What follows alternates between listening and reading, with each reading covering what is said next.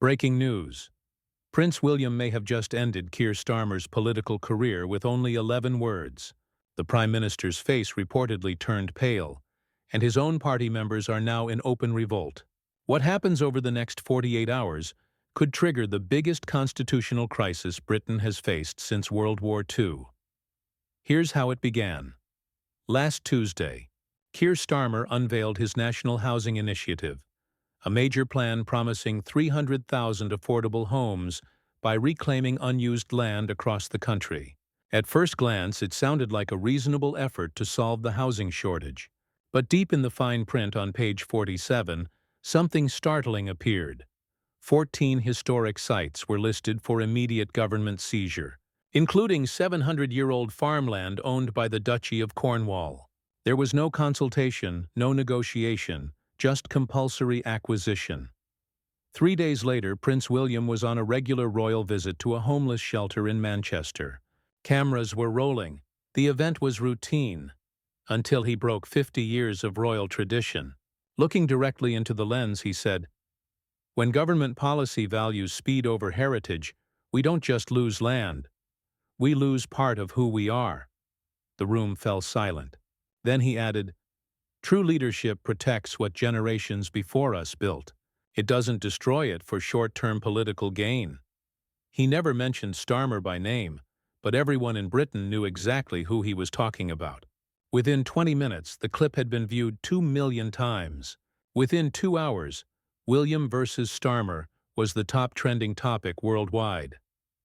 Later that same afternoon, during Prime Minister's questions, Conservative leader Rishi Sunak stood up and challenged him directly. Will the Prime Minister confirm that he intends to seize royal land without consultation? Starmer gripped the dispatch box, his knuckles white, and delivered the line that may have ended his career. "The Prince of Wales does not set housing policy in this country. Parliament does, and if he or anyone in that family believes they can veto democratic decisions, they're living in a fantasy world that ended centuries ago." The chamber exploded. But the real shock came from his own benches. Labour MPs sat frozen. Harriet Harman buried her face in her hands, while Foreign Secretary David Lammy shook his head in disbelief. These weren't his rivals. They were his closest allies. And they knew in that instant, Starmer had just committed political suicide live on television.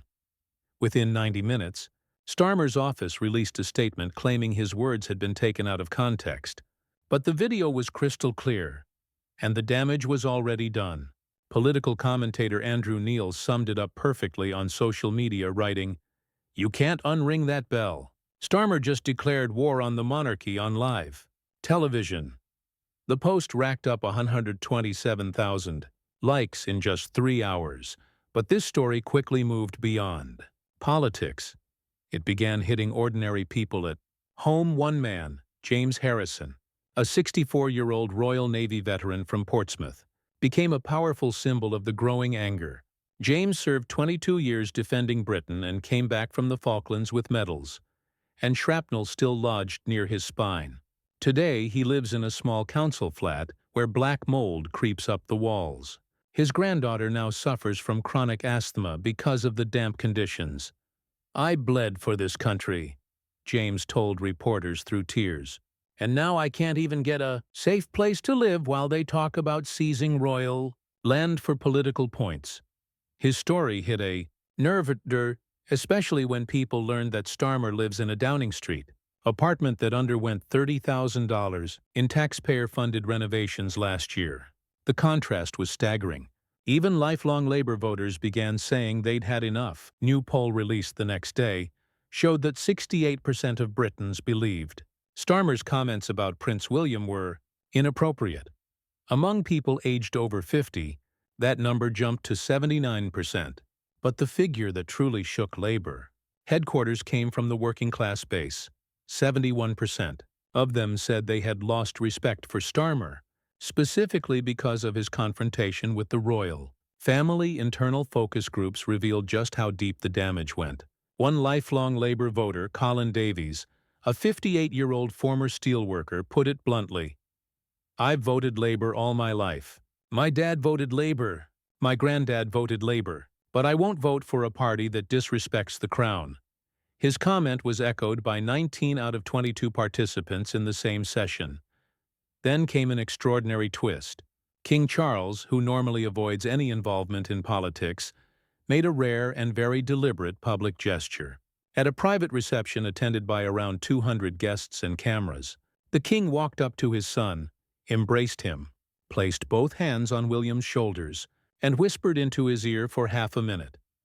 According to professional lip readers who later analyzed the footage, the king said, "You spoke for Britain. Never apologize for defending what matters." The symbolism was unmistakable.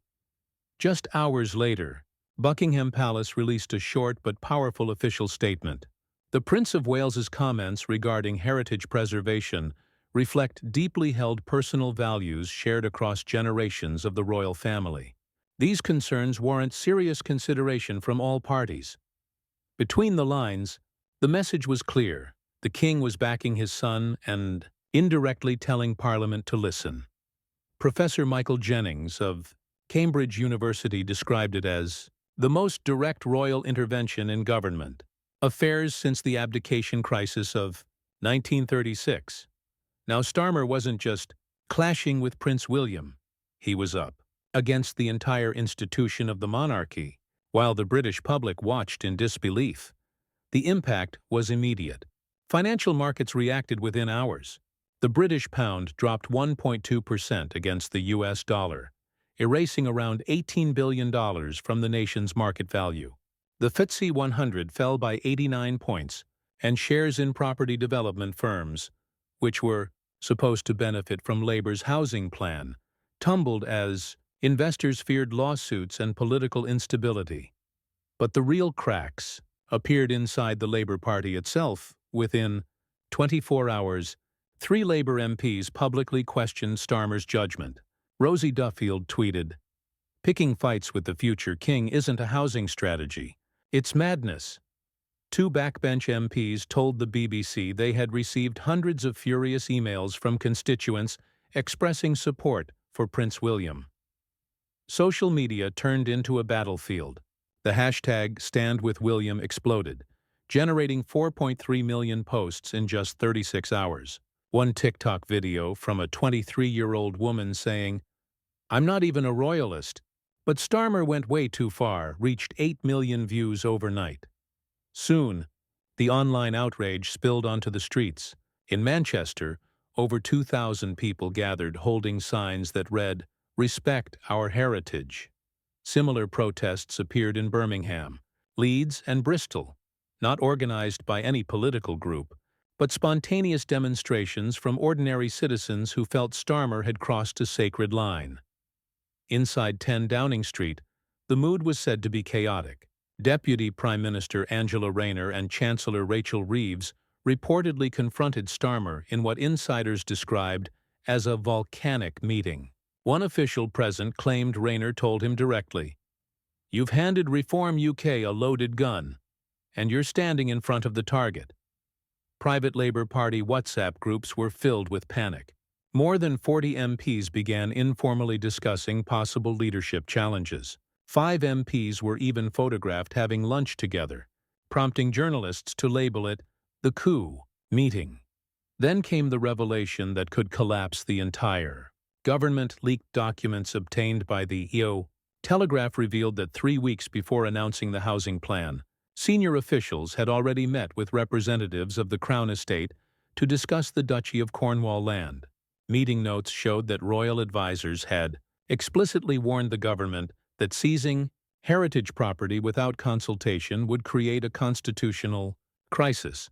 They even proposed alternatives: joint development projects, long-term leases, and collaborative planning. But every suggestion was rejected. One internal email from a senior Downing Street advisor was particularly damning. It read, "The political benefit of showing we're not afraid to challenge royal privilege outweighs the diplomatic concerns. The PM wants to proceed regardless.